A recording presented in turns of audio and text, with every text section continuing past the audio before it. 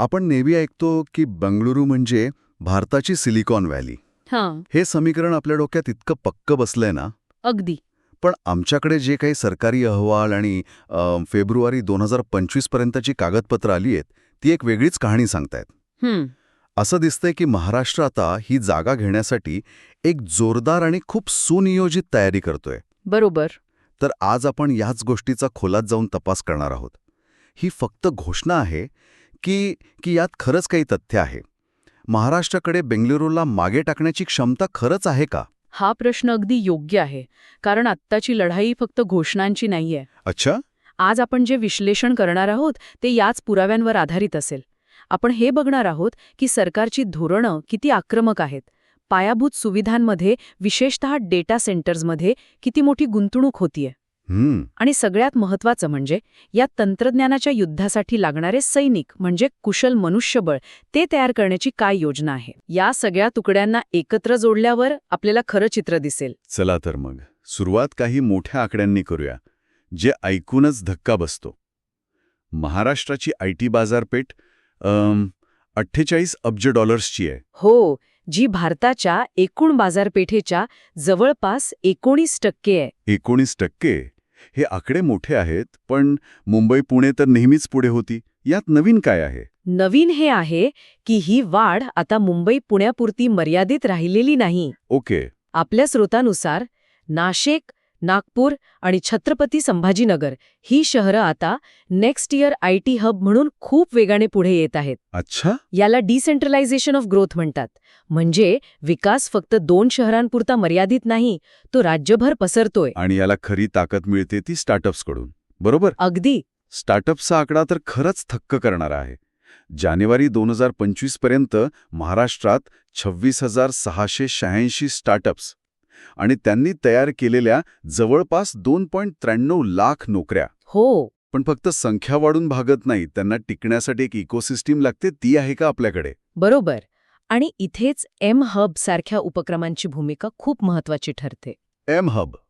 अनेकदा लोकांना वाटतं की M-हब म्हणजे फक्त एक सरकारी कार्यालय असेल, पण तसं नाहीये. हे एक असं व्यासपीठ आहे जिथे नवीन स्टार्टअप्सना अनुभवी उद्योजक, मोठे गुंतवणूकदार आणि अगदी सरकारी मदतही सगळं एकाच ठिकाणी मिळतं. म्हणजे एकाच छताखाली? हो, म्हणजे एखाद्या नवीन कल्पनेला पैशांपासून ते योग्य मार्गदर्शनापर्यंत सगळी मदत मिळते. यामुळे स्टार्टअप्स केवळ सुरू होत नाहीत, तर ते यशस्वीपणे टिकून राहतात आणि वाढतात. ठीक आहे. म्हणजे पाया विस्तारतोय आणि नवीन उद्योगांना चालना मिळतेय. पण खऱ्या अर्थाने बंगळुरूशी स्पर्धा करायची असेल तर आपल्याला जागतिक कंपन्यांना महाराष्ट्रात आणावं लागेल. बरोबर. आणि त्यासाठी सरकार काय करते? इथेच त्या गाजलेल्या GCC पॉलिसीचा विषय येतो, बरोबर? अगदी बरोबर. महाराष्ट्र ग्लोबल कॅपॅबिलिटी सेंटर धोरण 2025 हे या संपूर्ण योजनेच्या केंद्रस्थानी आहे. पण पुढे जाण्याआधी GCC म्हणजे काय हे सोप्या भाषेत समजून घेऊया. हो, कारण हा शब्द खूप टेक्निकल वाटतो. समजा एक मोठी अमेरिकन कंपनी आहे जी सॉफ्टवेअर बनवते. पूर्वी ती कंपनी भारतात काय करायची तर आपलं कॉल सेंटर किंवा कमी महत्वाचं काम असलेलं ऑफिस उघडायची. बॅक ऑफिस काम. हो, पण आता चित्र बदललंय. GCC म्हणजे त्या अमेरिकन कंपनीचं भारतातील असं ऑफिस जे तिच्यासाठी अत्यंत महत्वाचं हायटेक आणि संशोधनाचं काम करतं. अच्छा. उदाहरणार्थ नवीन सॉफ्टवेअर डेव्हलप करणं, ग्लोबल सायबर सिक्युरिटी सांभाळणं किंवा त्यांच्या जागतिक आर्थिक व्यवहारांचं विश्लेषण करणं हे अत्यंत उच्च कौशल्याचं काम असतं. म्हणजे हे केवळ बॅक ऑफिस नाही तर ब्रेन ऑफिस आहे. अगदी बरोबर, ब्रेन ऑफिस. मग या ब्रेन ऑफिसेसना आकर्षित करण्यासाठी हे नवीन धोरण काय जादू करणार आहे? याचं लक्ष तर 400 नवीन GCC आणि 4 लाख नोकऱ्या निर्माण करण्याचं आहे. हे खूप मोठं आहे. जादू नाही, तर अत्यंत विचारपूर्वक आखलेली आर्थिक गणित आहेत. या धोरणात कंपन्यांना आकर्षित करण्यासाठी 4 मोठ्या सवलती आहेत. 4? ओके. पहिली आहे भांडवली अनुदान.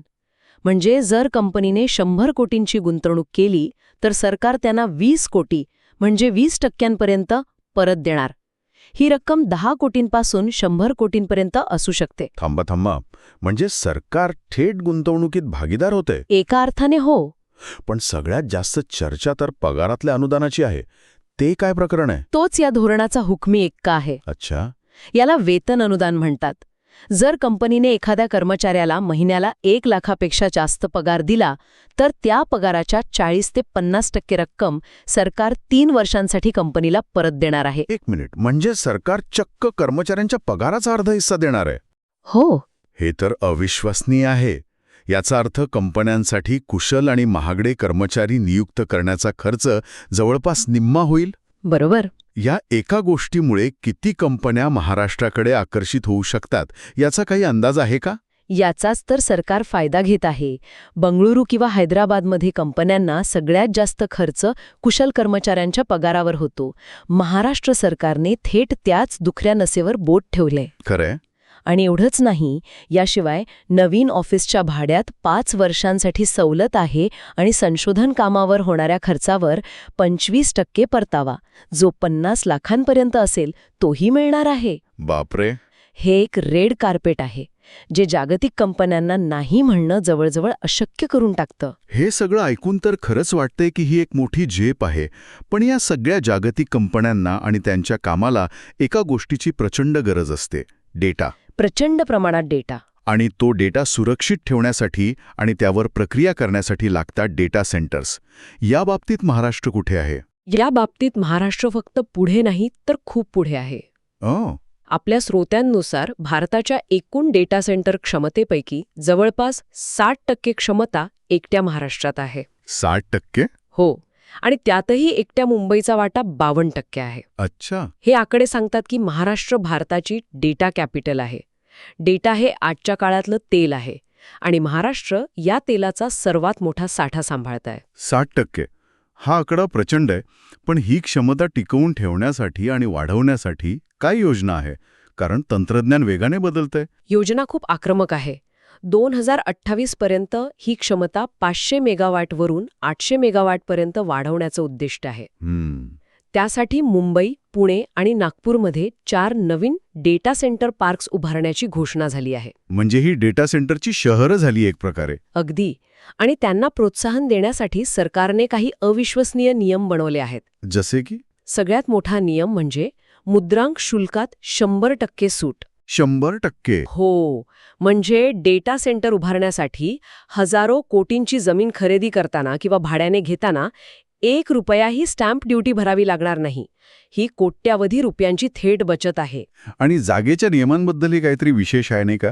मी वाचलंय की त्यांना कुठेही परवानगी दिली जाणार आहे. हो. आणि हा एक क्रांतिकारी निर्णय आहे. डेटा सेंटर्सना निवासी, न विकास किंवा अगदी ग्रीन झोनमध्येही उभारण्याची परवानगी देण्यात आली आहे. ग्रीन झोनमध्ये सुद्धा? हो. यामुळे योग्य जागा शोधण्यातला सगळ्यात मोठा अडथळा दूर झालाय. यासोबतच MIDC त्यांना 24 तास अखंड वीज आणि पाणी पुरवठा सुनिश्चित करेल, जे डेटा सेंटरच्या कामकाजासाठी श्वासाइतकं गरजेचं आहे. हे ऐकून असं वाटतंय की सरकार कंपन्यांना म्हणते, तुम्ही फक्त या, बाकी सगळी तयारी आम्ही करून ठेवली आहे. पण एक प्रश्न मनात येतो.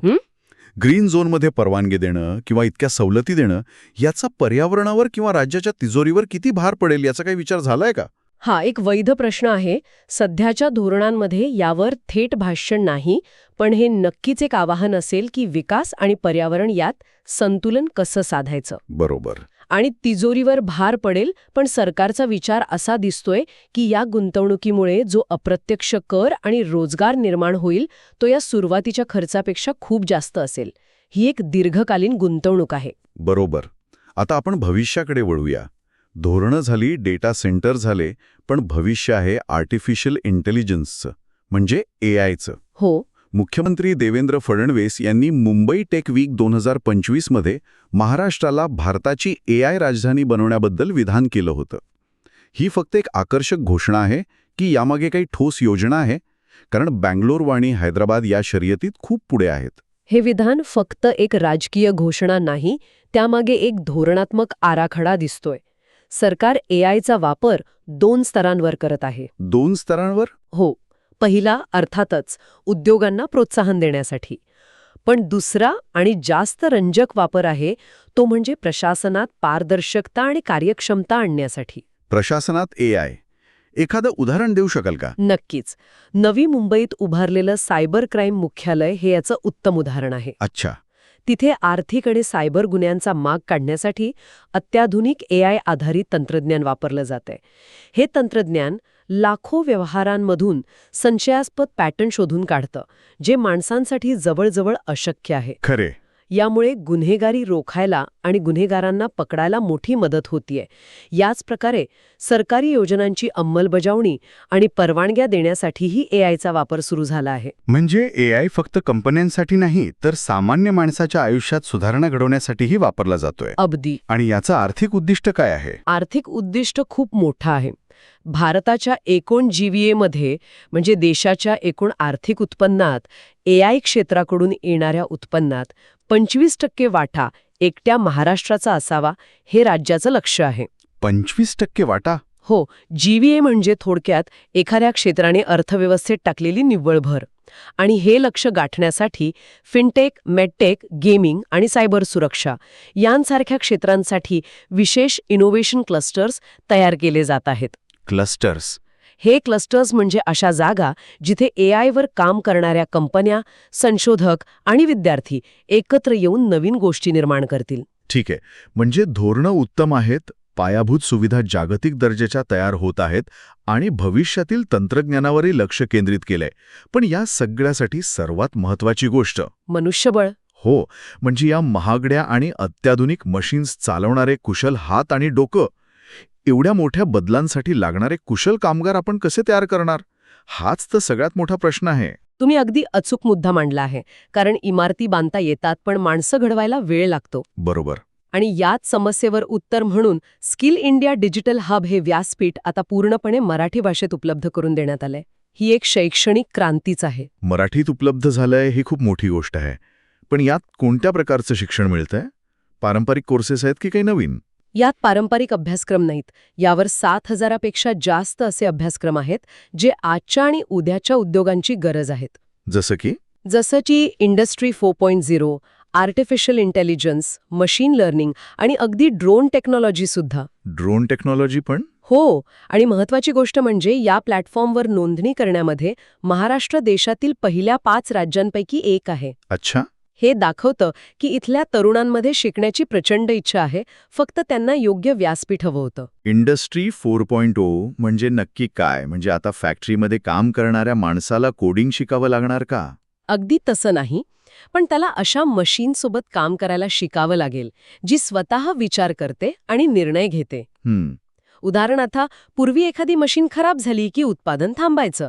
आता इंडस्ट्री 4.0 मध्ये ती मशीन खराब होण्याआधीच मेंटेनन्स टीमला सिग्नल देईल. ऑटोमॅटिकली? हो, आणि तो सिग्नल समजून घेण्याचा, त्या डेटाचं विश्लेषण करण्याचं कौशल्य ते कामगाराला आत्मसात करावं लागेल. हे स्किल इंडिया डिजिटल हब तेच शिकवतंय. माझ्या ओळखीतला एक मुलगा सांगलीत बसून ड्रोन दुरुस्ती आणि प्रोग्रॅमिंगचा कोर्स करतोय. वा. ही खरी क्रांती आहे, जी शहरांपुरती मर्यादित नाही. आणि या शिकणाऱ्या तरुणांना आर्थिक आधार देण्यासाठीही काही योजना आहे का? कारण अनेकदा तरुण केवळ पैशाअभावी शिक्षण अर्धवट सोडतात. हो, त्यासाठी मुख्यमंत्री युवा कार्य प्रशिक्षण योजना आहे. या योजनेअंतर्गत शिक्षण घेणाऱ्या किंवा इंटर्नशिप करणाऱ्या तरुणांना दरमहा 10,000 रुपयांपर्यंत विद्यावेतन दिलं जातं. 10,000 रुपये? हो, त्यामुळे शिकताना त्यांना घरच्यांवर अवलंबून राहावं लागत नाही. हे त्यांना शिक्षण पूर्ण करण्यासाठी प्रोत्साहन देतं. तर आजच्या या सखोल चर्चेवरून एक गोष्ट स्पष्ट होतीये. महाराष्ट्र आयटी क्षेत्रात बेंगळुरूला आव्हान देण्यासाठी केवळ घोषणा करत नाहीये, नाही, तर एक सर्वसमावेशक आणि आक्रमक रणनीती घेऊन मैदानात उतरलाय. जागतिक कंपन्यांना आकर्षित करणारी जीसीसी धोरणं, देशात आघाडीवर असलेली डेटा सेंटर्सची पायाभूत सुविधा, एआय सारख्या भविष्यातील तंत्रज्ञानावर स्पष्ट लक्ष आणि या सर्वांसाठी लागणारं कुशल मनुष्यबळ तयार करण्याची ठोस योजना, हे सर्व घटक एकाच दिशेने काम करत आहेत. नक्कीच. दिशा स्पष्ट आहे आणि त्यासाठी उचललेली पावलंही योग्य आहेत. ही एक दीर्घ शर्यत आहे, पण महाराष्ट्र सुरुवातीच्या टप्प्यात खूप वेगाने धावतोय, हे निश्चित. पण आता या सगळ्या प्रयत्नांनंतर पुढचे मोठे आव्हान काय असेल, हा विचार करण्यासारखा प्रश्न आहे. तो कोणता प्रश्न आहे? आव्हान हे आहे की हा जो विकास होतोय, या ज्या लाखो उच्च पगाराच्या नोकऱ्या निर्माण होणार आहेत, त्या संधी समाजाच्या सर्व स्तरांपर्यंत पोचतील का? बरोबर. ही प्रगती आणि विकास केवळ मुंबई पुण्यापुरता किंवा उच्च शिक्षित वर्गापुरता मर्यादित न राहता राज्याच्या इतर भागांमधल्या आणि सामान्य घरातल्या तरुणांपर्यंत समान प्रमाणात पोचवणं हे एक मोठं आव्हान असेल. तंत्रज्ञानामुळे विकासाची एक नवी दरी निर्माण होणार नाही याची काळजी घ्यावी लागेल. यावर विचार करायला नक्कीच वाव आहे.